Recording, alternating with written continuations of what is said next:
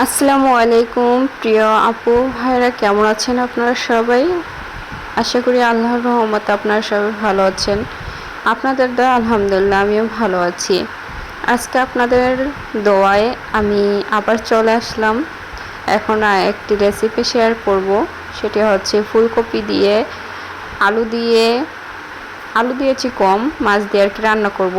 এভাবে কিন্তু রান্না করলে খুবই মজার হয়, আর আপনারা ট্রাই করে দেখতে পারেন খেয়ে।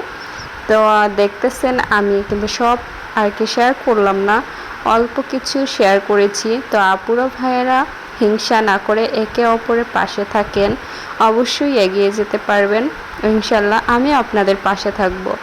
আর নতুন হয়ে থাকলে আমার পেজটি ফলো করে যাবেন, ইউটিউব হয়ে থাকলে চ্যানেলটি সাবস্ক্রাইব করে পাশে থাকবেন। আর স্কিপ না করে ফুল ভিডিও যদি দেখে একটি গঠনমূলক কমেন্ট করে যান, অবশ্যই আমি খুশি হব।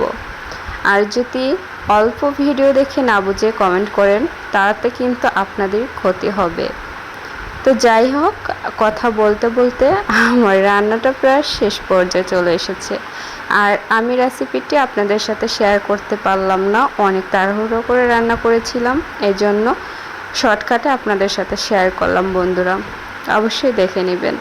আর এটা হচ্ছে তেলাপিয়া মাছ, এটা আর কি ফ্রাই করেছিলাম শুধু মশলা দিয়ে। সব মশলা আর কি মেখে অনেকক্ষণ রেখে দিয়েছি, তারপরে তেলে আর কি ভেজে নিচ্ছিলাম। তো আজকের মতো বিদায় নিচ্ছি, আল্লাহ হাফেজ।